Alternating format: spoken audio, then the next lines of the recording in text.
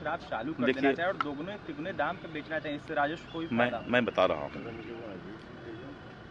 जब तक शराब इस बिहार में चल रहा था, जो समाज के हालात थे, जिस तरीके से विशेष करके महिलाओं पर उत्पीड़न होता था और शराब पीकर लोग जिस तरह अपराध की घटना करते थे, मैं बार बार बोलता हूँ कि जो ये शराबबंदी से अभी जो जहरीली शराब से मौत हुआ या फिर शराब के कारण जो अपराध, हिंसा और विशेष करके महिलाओं का शोषण और उत्पीड़न होता था, इसमें बहुत कमी आई है। आप अगर उस दिन के रिकॉर्ड को देखिए, जब शराब यहाँ पर खुलेआम बिकता था, अगर उस समय के रिकॉर्ड को देखिए तो गाड़ी का एक्सीडेंट सबसे ज़्यादा होता था, तो लोग बोलते थे कि शराब पीकर गाड़ी चला रहे थे, एक्सीडेंट हो गया।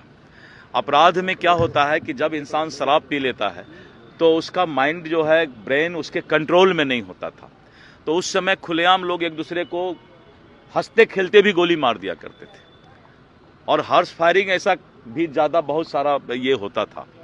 देखिए, शराबबंदी को अगर आप हृदय से, दिल से सोचिए, ये अलग बात है, राजस्व की बात करते हैं, पैसा कमाने की बात, तो कोठे पर जाकर भी बहुत लोग पैसा कमाई कर सकते हैं, लेकिन क्या हम समाज के संस्कार को बिगाड़ करके कमाई की बात सोचें? क्या हम आने वाले भविष्य को, बच्चों को, जनरेशन के जिंदगी को बर्बाद करके बिहार के विकास की बात सोचें? कभी ऐसे सोचने वाले, बोलने वाले लोगों को का नैतिक पतन हो गया है। कितना आराम से बोल देते हैं कि शराब से कमाई करके हम जो है बिहार का विकास करेंगे।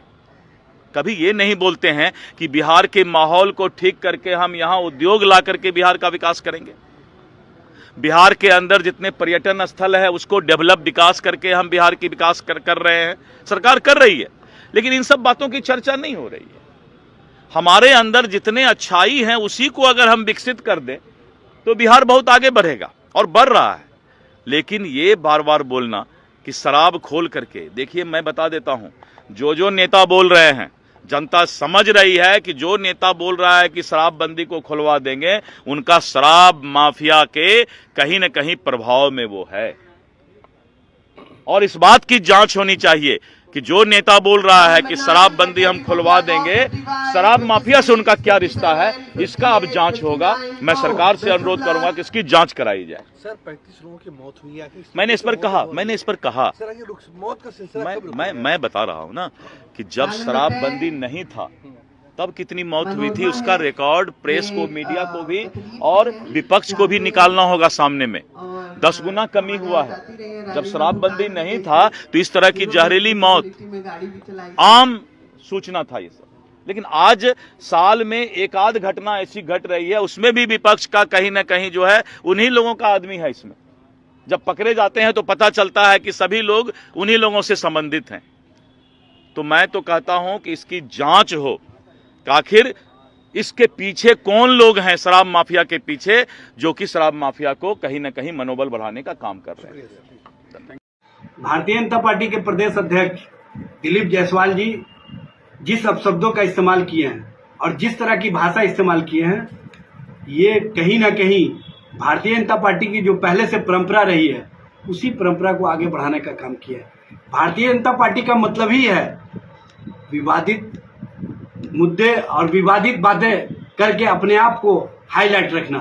इस तरह की राजनीति जो भारतीय जनता पार्टी के माध्यम से की जा रही है, सबसे पहले तो उनको स्पष्ट करना चाहिए कि उनके द्वारा ही कहीं ना कहीं पोषित व्यक्ति बिहार में शराबबंदी खत्म करने की बात कर रहा है। उनके पार्टी के द्वारा संरक्षित व्यक्ति ही बिहार में शराबबंदी खत्म करने की बात कर रहा है।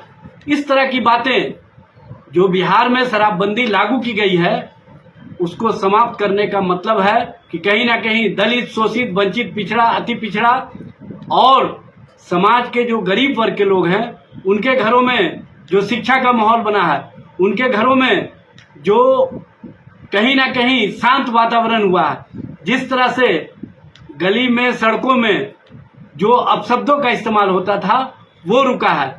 लेकिन